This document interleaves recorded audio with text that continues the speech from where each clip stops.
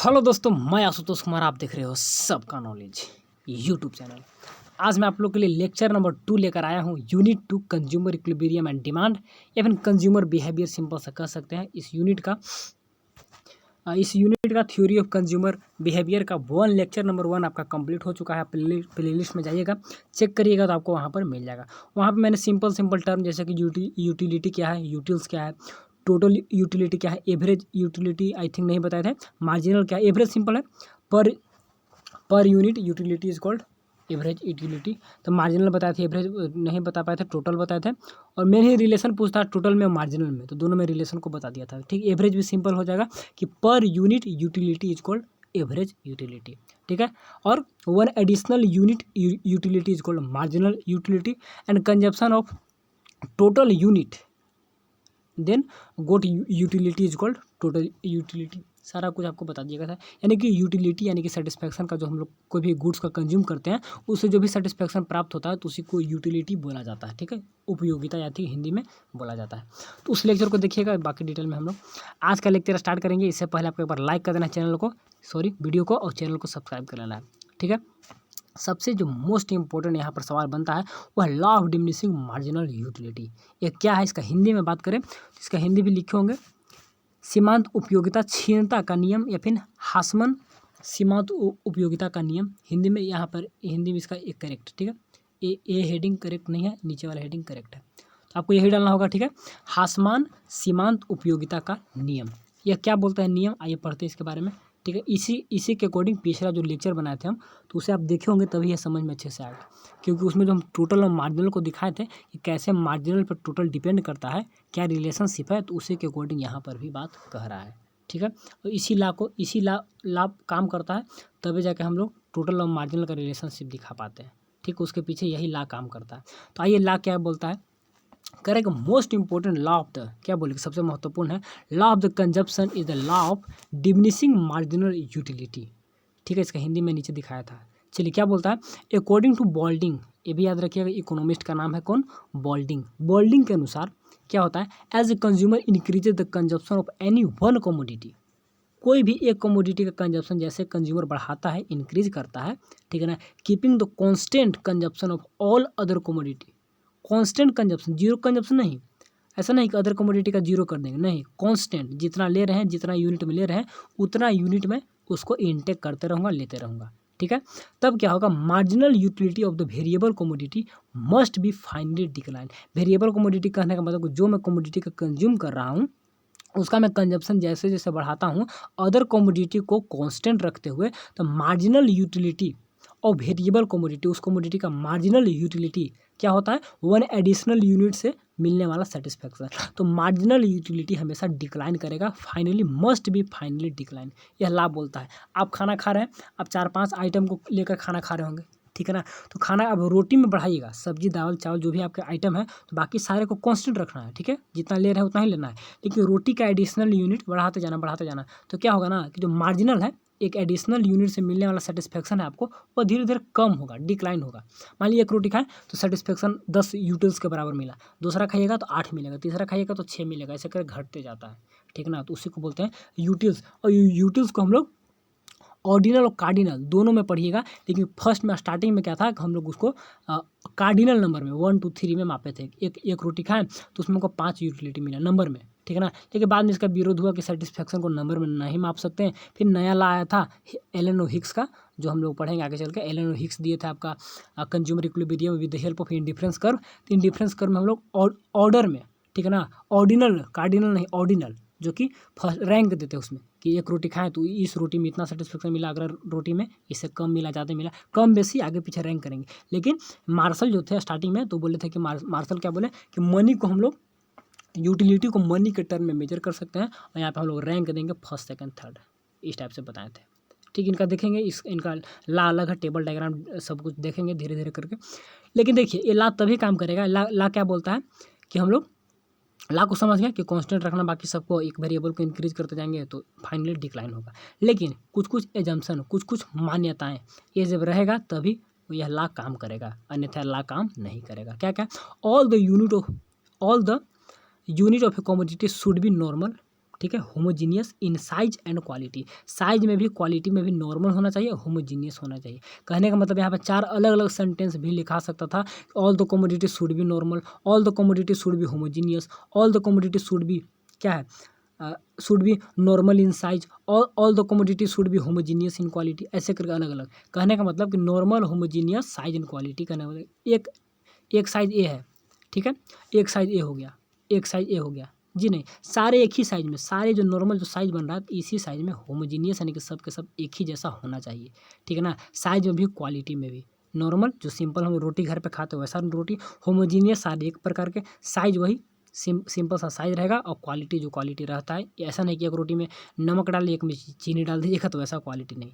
जो भी इंटेक कर रहा है कमोडिटी वो सब एक होना चाहिए, सिंपल मतलब होमोजीनियस होना चाहिए, ठीक है, बात को समझ गए।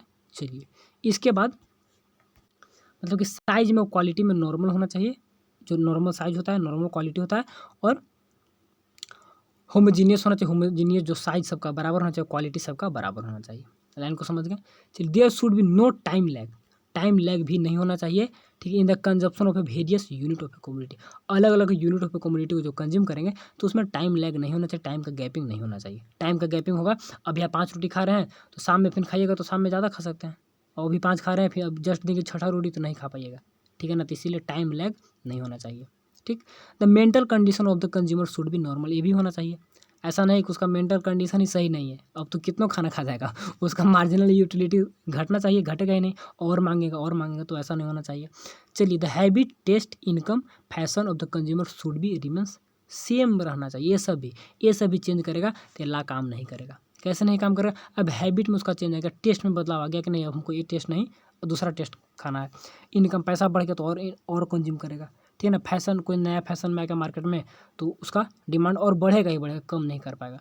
तो इस टाइप से ये सब कांस्टेंट रहेगा तभी अल्लाह काम करेगा, ठीक है। रिमेंस सेम मतलब कांस्टेंट वही रहना चाहिए, चेंज नहीं होना चाहिए, तो वही था। अब एक्सप्लेनेशन, अब इस ला का हम लोग एक्सप्लेनेशन देखें। एग्जाम में पहले आता था 5 नंबर पूरा इसको एक्सप्लेन करने के लिए, लेकिन अब 5 नंबर के यहाँ से सवाल बनेगा नहीं, 3 नंबर का बनेगा, तो टेबल डायग्राम का चांस कम रहता है, डिफिनेशन यहाँ से जरूर देता है, ठीक है। चलिए लेकिन हम लोग सबको पढ़ लेंगे, हम लोग सबको देख लेंगे कहीं से। इससे पहले हिंदी आपका देख लेते हैं, इसका हिंदी में क्या बोलना है, हासमान सीमांत उपयोगिता का नियम, ठीक है। टाइटल इसको मत डालिएगा, ठीक, इसको डालिएगा। चलिए, उपभोक्ता का सबसे महत्वपूर्ण नियम हासमान सीमांत उपयोगिता का नियम है। बोल्डिंग के अनुसार जब एक उपभोक्ता एक वस्तु की खपत को बढ़ाता है, ठीक है, कंजप्शन इंक्रीज करेगा, अन्य सभी वस्तुओं खपत को स्थिर रखते हुए, सभी को स्थिर रखना है। परिवर्तन वस्तु की सीमांत उपयोगिता अंत में घटती है, घटनी चाहिए या फिर घटती है, ठीक है ना, ठीक, घटनी चाहिए नहीं, ऊपर में क्या था, घटती है, मस्ट भी, तो मस्ट भी को चाहिए ट्रांसलेट कर दिया है, ठीक है ना। अवश्य घटनी चाहिए, यहाँ पे लिखना चाहिए तो घटनी चाहिए, घटती है, आप लोग लिखिए घटती है, ठीक है ना, जरूर ना घटती है। तो कुछ मान्यताएं वही एजम्पशन क्या है, कमोडिटी, ठीक है ना, कमोडिटी की साइज, जो कमोडिटी मैंने उसका क्या होता है वस्तु, ठीक है ना, वस्तु की साइज सभी इकाइयाँ आकार और गुणवत्ता में समान एक रूप होने चाहिए, समरूप होने चाहिए, ठीक है ना। कमोडिटी की विभिन्न इकाइयों की, कमोडिटी का हिंदी देख लीजिएगा जो होगा बुक वगैरह में, यहाँ पे कमोडिटी का कमोडिटी कर दिया। इकाइयों की खपत में कोई समय अंतराल नहीं होना चाहिए, ठीक है। उपभोक्ता कि मानसिक स्थिति सामान्य होनी चाहिए, ये सब यह बात याद रखिए। उपभोक्ता की आदत, स्वाद, आय, फैशन समान रहना चाहिए, ठीक है। अब व्याख्या, इसका व्याख्या हम लोग टेबल और डायग्राम से करेंगे, जो कि यहाँ पे लगाया हुआ है, हिंदी मीडियम इंग्लिश मीडियम दोनों के लिए यहीं पर है, तो दोनों को यहीं पे ध्यान देना होगा। देखिए जैसे जैसे कंजप्शन, हाँ देखिए हम कल बताए थे कि कुछ एक्सेप्शनल भी होता है, यहाँ पे देखिए हम सारे केस को रख दिए हैं क्योंकि फाइनल था, इसीलिए इसमें सबको दिखाना जरूरी है। कमोडिटी का कंजप्शन मैं बढ़ा रहा हूँ, बाकी सभी कॉन्स्टेंट है, ठीक है। अच्छा, इसे गोसेन का फर्स्ट लॉ भी बोला जाता है, ठीक है। बोल्डिंग यहाँ पे लिख दिया है, तो बोल्डिंग का पूरा नाम है गोसेन होगा, आई थिंक गोसेन बोल्डिंग या कुछ, तो गोसेन का फर्स्ट लॉ भी उसे बोला जाता है, गोसेन का सेकंड लॉ हम लोग लॉ ऑफ मार्जिनल यूटिलिटी जो है ना, उसको गोसेन को फर्स्ट लॉ बोला जाता है, गोसेन का फर्स्ट लॉ, ठीक है ना, गोसेन, तो गोसेन बोल्डिंग पूरा नाम होगा आई थिंक, तो गोसेन प्रसिद्ध है गोसेन का फर्स्ट लॉ, तो गोसेन का फर्स्ट लॉ का एक्सप्लेनेशन यहाँ पे देख रहे हैं, ठीक। देखिए यूनिट ऑफ कमोडिटी को कंज्यूम कर रहे हैं, बढ़ा रहे हैं 1 2 3 4 5 6, रोटी का हम लोग एग्जाम्पल लेते हैं, सबसे आसान में रोटी को खाना खा रहे हैं, टोटल क्या होगा, टोटल तो बढ़ेगा, टोटल तो बढ़ना ही है, ठीक है। तो टोटल यूटिलिटी देखिएगा 2 हुआ, 8 हुआ, 10 हुआ, 11 हुआ, लेकिन फिर घटने भी लगता है, आगे चलकर फिर घटने भी लगता है। ठीक है, ऐसा क्यों हो रहा है? मार्जिनल का क्या बात है? मार्जिनल देखिएगा 2 मिला, फिर 6 मिला, बढ़ गया, फिर घटने लगा, निगेटिव ही जाने लगा। लेकिन ये कभी निगेटिव नहीं जाएगा, कल हम लोग देखे थे इसका एक्सप्लेनेशन टेबल एंड डायग्राम में। ठीक है, तो देखिए क्या सेकंड यूनिट पे बढ़ जाएगा। यहाँ पे एक्सेप्शन होता है कि सेकंड यूनिट पे में भी बढ़ सकता है। ठीक, एक सेकंड, सेकंड यूनिट पर में भी बढ़ सकता है। ठीक है, यहाँ पर सेकंड में कैसे बढ़ गया, 1 मिनट। अभी देखिए वीडियो को रिकॉर्ड कर रहे थे, वीडियो पॉज था तो बहुत कुछ छूट गया, कहाँ कहाँ तक हुआ अब आइडिया है नहीं। तो मैं आई थिंक कहाँ तक बताया था, वीडियो रोके थे थोड़ा सा, वहाँ पर रुका ही रह गया, अभी चेक किए तो 1 सेकंड कहाँ से। तो हमें लग रहा है कि टेबल डायग्राम को सही इसी को समझा रहे थे, वो आई थिंक वीडियो रिकॉर्ड नहीं हो पाया। तो इसमें सिंपल है, जो यहाँ पे लिखा हुआ वही यहाँ पे लिखा हुआ है, the above table show that the 1 unit of bread is consume the total and marginal utility is 2 utils. ठीक है, पहला पर 2 था।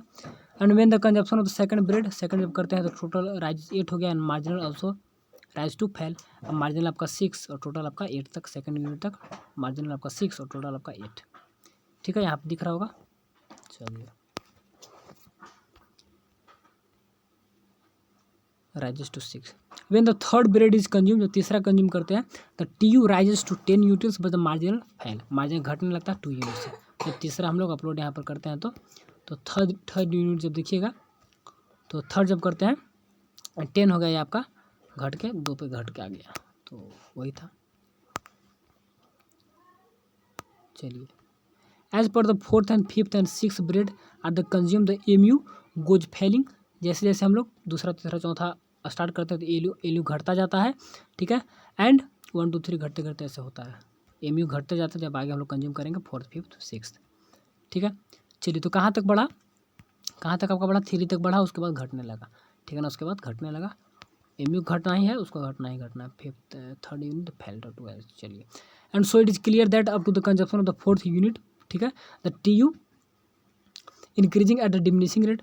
देखिए चौथा यूनिट तक क्या होगा, अब मार्जिनल गोज फेलिंग, मार्जिनल घटता जाता है। अब इंक्रीज तो कर रहा है लेकिन डिक्रीजिंग रेट से, यहाँ तक देखिएगा तो इंक्रीज किया, यहाँ तक इंक्रीज किया। ठीक है, लेकिन डिक्रीजिंग रेट से, घटते हुए दर से, यहाँ से यहाँ तक 6, यहाँ से यहाँ तक 2 आ गया, यहाँ 1 आ गया, तो घटते जा रहा है। ठीक है, दोनों का गैप देखिएगा तो गैप हमेशा घटते जाएगा, इंक्रीज कर रहा है लेकिन घटते हुए रेट से। यहाँ तक आइएगा तो यहाँ से घटने लगा, फिर निगेटिव रेट से बढ़ेगा, घटेगा, मतलब कि 11 तक मैक्सिमम गया, फिर घटने लगा, तो कौन सा रेट से, तो निगेटिव रेट से फिर घटेगा। ठीक है, तो यहाँ तक हम लोग जहाँ तक देखें वहीं तक समझिए। 1 सेकंड, वही टेबल डायग्राम जो ऊपर लिखा हुआ है वही है।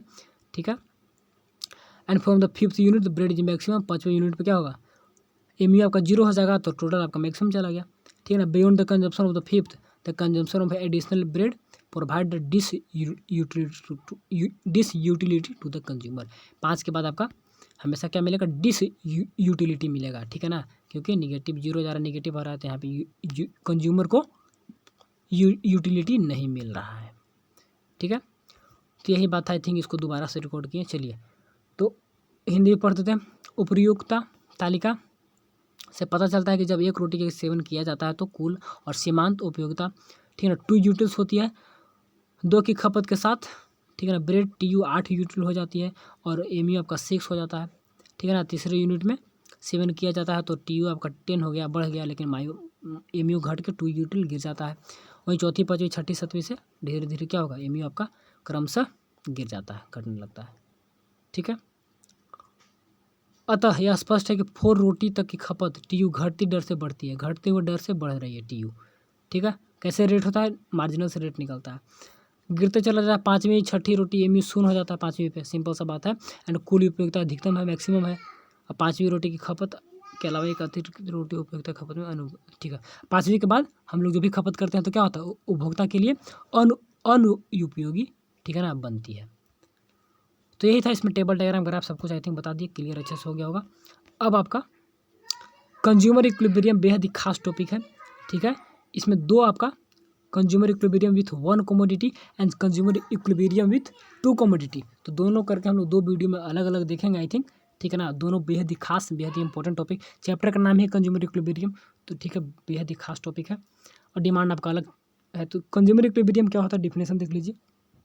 ठीक है, उपभोक्ता संतुलन, consumer equilibrium refers to a situation, कोई सिचुएशन को बताता है, दर्शाता है, ठीक। इसमें इनमें जिसमें क्या होता है, consumer gets maximum satisfaction from the use of the given level of income, अपना पैसा का खर्च करके मैक्सिमम सेटिस्फेक्शन को गेन करता है, और वो जो जिस सिचुएशन में आता है तो उस सिचुएशन को बोलते हैं कंज्यूमर इक्विलिब्रियम, ठीक है। सिंपल सा बात है कि मैंने पैसा खर्च किया, जितना सेटिस्फेक्शन हमको प्राप्त था उतना सेटिस्फेक्शन मिला उस पैसा से, तो मैं इक्विलिब्रियम में हूँ, ठीक है। सेटिस्फेक्शन मेरे को मिल गया। 5 रुपये में मैं एक बिस्किट खरीदता हूँ, 5 में एक मिल गया तो मैं इक्विलिब्रियम में हूँ, सेटिस्फेक्शन में हूँ, ठीक है। और 10 खरीदे, 5 एक मिला तो इक्विलिब्रियम में नहीं हो पाएंगे। तो सिंपल सा बात हो गया। चलिए, तो कुछ कुछ इसके लिए मान्यता है, जो भी थ्योरी या सिद्धांत रहते हैं तो उसके लिए कुछ ना कुछ मान्यताएं रहते हैं, हर जगह काम नहीं करेगा, ठीक है। जब मान्यताएं जब रहेगा तभी काम करेगा। Consumer is rational, consumer rational होना चाहिए, जागरूक कंज्यूमर होना चाहिए। मार्केट में गए तो 10 दुकान में पता करेंगे कौन सब्जी का रेट क्या है, गए सब्जी लेकर आ गए, एक जगह 30 रुपये के जी था, एक जगह 20 रुपये था, ठीक है। पता नहीं कि हम 30 का लेकर आ गए तो 10 का लॉस हुआ, ठीक है ना। तो ऐसा नहीं, कंज्यूमर रेशनल होना चाहिए। Utility can be measure in the cardinal number. देखिए यहाँ पर क्या हो रहा है, कार्डिनल जो फर्स्ट कंडीशन है कार्डिनल, बाद में ऑर्डिनल नंबर में आता है, लेकिन इसमें कार्डिनल में ही मेजर करना है consumer equilibrium in one commodity, single commodity में, ठीक। 2 कमोडिटी आएगा ना आगे चल के तो वहाँ पे हम लोग ऑर्डिनल नंबर में मेजर करते हैं, ठीक है। Marginal utility of money is constant, एक क्या होता है इसके बारे में थोड़ा सा बताएंगे अच्छे से। चलिए, there is no change in the price of the commodity and income of the consumer, ये भी फिक्स होना चाहिए, ना ही तो प्राइस ऑफ कमोडिटी चेंज होना चाहिए, ना ही इनकम ऑफ द कंज्यूमर, तब जाकर कंज्यूमर इक्विलिब्रियम में आता है। नहीं तो इनकम बढ़ गया तो और खर्च करेगा, प्राइस घट गया तो और खर्च करेगा और डिमांड करेगा, तो इक्विलिब्रियम में नहीं हो पाएगा, ठीक है। तो कार्डिनल नंबर में हम मेजर करते हैं। चलिए, अब देखते हैं कि मार्जिनल यूटिलिटी ऑफ मनी क्या होता है। मार्जिनल यूटिलिटी ऑफ मनी, देखिए मनी का एक वैल्यू होता है, मनी का एक वैल्यू होता है। 1 रुपये में हमें 5 kg कोई सामान मिल रहा है, 5 kg मिल रहा है, तो हर जगह 1 रुपये में 5 kg मिलना चाहिए सामान। अब हज़ारीबाग रहे तो हज़ारीबाग, औरंगाबाद रहे औरंगाबाद, घर में जाए कहीं पर जाए तो 1 रुपये का जो वैल्यू है वह 5 kg के बराबर, यानी कि 5 kg बोलिए 5 जो भी बोलिए, तो मनी का marginal utility of money, utility मैंने क्या, मार्जिन मैंने क्या, एक एडिशनल, ठीक है। यूटिलिटी मैंने उसका वैल्यू मनी का, तो एक एडिशनल यूनिट वैल्यू का हमेशा 1 रुपये का हमेशा ऐड करते जाएंगे, तो हमेशा क्या होना चाहिए, कांस्टेंट होना चाहिए, उसका वैल्यू फिक्स होना चाहिए। तो वही होता है मार्जिनल यूटिलिटी ऑफ मनी, ठीक है। 5 रुपये में एक बिस्कुट मिल रहा है तो हर एक 5 में एक ही बिस्कुट मिलना चाहिए, ठीक है ना। 2 मिलने लगेगा तो मैं 5 में एक और खरीद लूँगा, इक्विलिब्रियम में हो नहीं पाऊँगा, ठीक है। ये सब जो एजम्पशन रहेंगे तभी काम कर पाएंगे हम लोग। यहाँ पे लिखा हुआ उपभोक्ता संतुलन, हिंदी में क्या क्या लिखा हुआ देख लीजिए। उपभोक्ता का संतुलन उस स्थिति को संदर्भित या दर्शाता है, सिंपल से कर लीजिएगा, ठीक है। संदर्भित भी ठीक है, जिसमें एक उपभोक्ता आय के दिए गए स्तर के उपयोग से अधिकतम संतुष्टि प्राप्त करता है। दिए गए इनकम मैंने आय, स्तर की जगह पे क्या लिखेगा, आय लिखेगा, हिंदी थोड़ा सुधारना होगा, ठीक है। दिए गए आय के उपयोग से अधिकतम संतुष्टि प्राप्त करता है। मान्यताएं क्या है, यहाँ पर क्या होगा, फर्स्ट में क्या है, उपभोक्ता तर्क संगत होना चाहिए। द्वितीय सेकंड में क्या है, उपभोक्ता को कार्डिनल संख्या में मापा जा सकता है, ठीक है। धन की सीमांत उपयोगिता स्थिर है, वही मार्जिनल यूटिलिटी ऑफ मनी। चलिए, और वस्तुओं की कीमतों और उपभोक्ता की आय में कोई परिवर्तन नहीं होती है, ये भी फिक्स ही रहती है, तभी यह काम करेगा, ठीक है। कंज्यूमर में कोई चेंजिंग नहीं होगा, सब फिक्स रहेगा। चलिए, ये सब फिक्स होना तब। अब देखिए जनरल प्रिंसिपल हमेशा पूछा जाता है, what is the general principle of marginal utility of money, इस टाइप से। तो कंज्यूमर इक्विलिब्रियम का जनरल प्रिंसिपल सिंगल कमोडिटी में पूछेगा, 2 कमोडिटी में पूछेगा। सिंगल जब पढ़ेंगे तो सिंगल बताएंगे, 2 पढ़ेंगे तो 2 बताएंगे, लेकिन अभी एक ओवरऑल जनरल दोनों को मिलाकर क्या होगा देख लीजिए। Consumer equilibrium is attend if the condition of MU in the term of marginal utility is constant, यानी कि इन टर्म ऑफ मनी, ठीक है ना। अब यूटिलिटी है, अब यूटिलिटी को हमको कंपेयर करना है, अब मनी से कैसे कंपेयर करेंगे, अब मनी में हमको चेंज करना होगा, यूटिलिटी को मनी में चेंज करना होगा, ठीक है ना। तो हम लोग चेंज करेंगे आगे चलकर टेबल डायग्राम में, अभी नहीं। अभी सिंपल सा कंज्यूमर इक्विलिब्रियम क्या होगा, मार्जिनल यूटिलिटी ऑफ प्रोडक्ट, ठीक है ना, divided by marginal utility of rupees, ठीक है, इज इक्वल टू इसका प्राइस होता है, ठीक है। मार्जिनल यूटिलिटी ऑफ प्रोडक्ट यानी कि एक यूनिट से जो सेटिस्फेक्शन मिलेगा, ठीक है, एक यूनिट से जो सेटिस्फेक्शन मिलेगा, सेटिस्फेक्शन वही, ठीक है, प्रोडक्ट का। और 1 रुपया जो पैसा है, 1 रुपया, 1 यूनिट, 1 यूनिट पैसा से जो सेटिस्फेक्शन, जो उसका वैल्यू हुआ, तो दोनों को डिवाइड करेंगे तो वही प्राइस आता है। प्राइस मार्केट में कैसे निकलेगा? अब प्रोडक्ट का हम दाम पूछेंगे तो बोलेंगे 20 रुपये केजी, तो 20 रुपये में मैं 1 केजी लेने के लिए सेटिस्फाई रहूँगा था ना, तो मेरा 20 हो गया 1 यूनिट, और 20 में वो दे रहे हैं 1 केजी, ठीक है ना, तो दोनों का वैल्यू जो बराबर जहाँ पे होगा तो प्राइस निर्धारण हो जाता है। तो सिंपल सा MU of product and MU of rupees, दोनों का 1-1 यूनिट अगर जहाँ पे बराबर आ गया, मार्जिनल यूटिलिटी दोनों का जहाँ बराबर आ गया, 1 रुपया में हमें 2 यूनिट के बराबर सेटिस्फेक्शन मिल रहा है, एक में हमें जब जहाँ पे 2 मिलेगा तो हम उसको खरीद लेंगे, ठीक है। 1 रुपया हम खर्च कर रहे हैं तो हमें 2, तो मार्जिनल यूटिलिटी ऑफ प्रोडक्ट 2 को 1 के बराबर में चेंज करना होगा। चेंज करने का नियम आता है कि हम सपोज कर लेंगे कि 1 रुपया में 2 यूटिल्स वैल्यू, ठीक है ना, 2 यूटिल्स हमको मिल रहा है 1 रुपया में, तो मैं 2 रुपया खर्च कर रहा हूँ तो मैं 4 मिलना चाहिए, 4 यूटिल्स के बराबर सेटिस्फेक्शन मिलेगा तो मैं बराबर कर लूँगा, ठीक है। तो ऐसे करके हम लोग निकालते हैं, दोनों को बराबर देखते हैं, तो फिर देखते हैं कि इसका मार्जिनल यूटिलिटी क्या है, तो इसका 2 है, ठीक है ना, इसका यहाँ एक में यहाँ पर 2 है मार्जिनल यूटिलिटी, या सिंपल मान लेंगे कि 1 रुपया में 1 के बराबर मिल रहा है, सिंपल हो गया, तो 1/1 डिवाइड करके प्राइस आ गया, ठीक है। हियर एमयू ऑफ रुपीज 1, अब रुपया हमेशा क्या, 1 रुपया का value, marginal utility of money हमेशा 1 रुपया के बराबर, ठीक है ना, क्योंकि 1 रुपया का देखेंगे 1 रुपया से कितना वैल्यू मिल रहा है, 5 मिल रहा है, तो हमको 5 प्रोडक्ट से सेटिस्फेक्शन मिलेगा, तो मार्जिनल यूटिलिटी ऑफ मनी हमेशा 1 होता है, 1, ठीक है। Marginal utility of rupees is equal to 1, तो सिंपल सा हो गया। यहाँ पे देखिए कंज्यूमर इक्विलिब्रियम कहाँ पे आ गया, यहाँ पे 1 लिखिएगा, इस नीचे में 1 लिखिएगा, तो एमयू बराबर प्राइस, यानी कि मार्जिनल यूटिलिटी बराबर प्राइस हो जाता है, जितना मार्जिनल यूटिलिटी है उतना प्राइस। कैसे, ये मार्जिनल यूटिलिटी मिल रहा है तो 1 रुपया मिल रहा है, मनी का हमेशा कॉन्स्टेंट एक ही मानते हैं, marginal utility of money is equal to 1, marginal utility of money is equal to हमेशा क्या मानिएगा, 1 मानिएगा, ठीक है। कैसे 1 मानिएगा, क्योंकि मार्जिनल यूटिलिटी ऑफ मनी मैंने क्या बताया कि मार्जिनल यूटिलिटी ऑफ मनी होता है कि 1 रुपया का जो वैल्यू है वो हमेशा 1 के बराबर मानते हैं, 1 का वैल्यू 1 के बराबर मानेंगे, तो इसीलिए यहाँ पे हमेशा 1 आ जाएगा।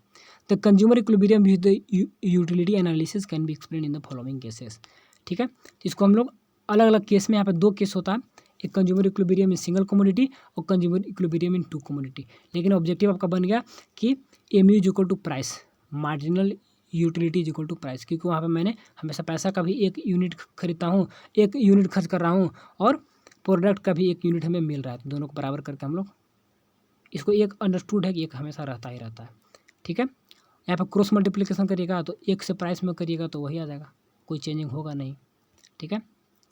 सिंपल सा इसका टेबल डायग्राम में दिखाएंगे तो और क्लियर होगा कि हम लोग डिवाइड करके मान लेते हैं कि 1 रुपया में 2 यूटिल्स मिल रहा है, 2 यूटिल्स, ठीक है, तो 2 रुपये में कितना, 4 रुपये में कितना, ऐसे, तो 1 यूटिल्स में कितना मिलेगा, 1 यूटिल्स में 2 से इसमें डिवाइड करेंगे तो 1/2 रुपया के बराबर, तो कन्वर्जन आगे देखेंगे तो वहाँ पे हो जाएगा। अभी सिंपल से याद रखिए, इतना बात को समझ रहे होंगे तो ऐसे। अब मार्जिनल यूटिलिटी ऑफ मनी हमेशा 1 क्यों होता है, इसमें आपको सोचना होगा, तो इसमें आप सिंपल सोच सकते हैं कि मनी का हम लोग स्टैंडर्ड यूनिट 1 मानते हैं, 1 मानते हैं, इसीलिए उसका हमेशा 1 होगा, ऐसे ही मानिएगा। नहीं तो आप सपोज कर सकते हैं कि इसे 1 नहीं 5 भी होगा, तो चेंज करना होगा, फिर आगे चल कर दिखाएंगे, चेंज करके हम लोग पढ़ते हैं तो ऐसे भी, लेकिन सिंपल सा 1 का 1 ही माना जाता है, ठीक है।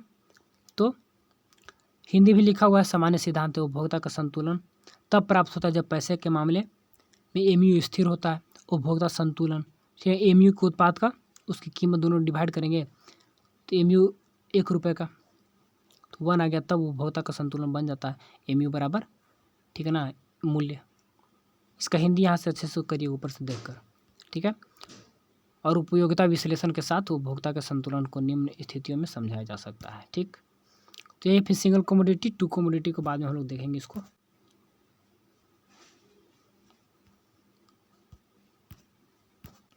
तो कल से देखेंगे सिंगल कमोडिटी 2 कमोडिटी। आज का कॉन्सेप्ट थोड़ा सा टिपिकल था, इसको समझिएगा, कहीं से और कन्फ्यूजन दिक्कत होगा तो आप नेट वगैरह गूगल वगैरह सर्च के, यूट्यूब पर सर्च कर और कहीं से भी देख सकते, पढ़ सकते, ठीक है। चलिए मैं समझाने का कोशिश किया जितना था, तो ऑल द बेस्ट, सभी को थैंक्स फॉर वॉचिंग।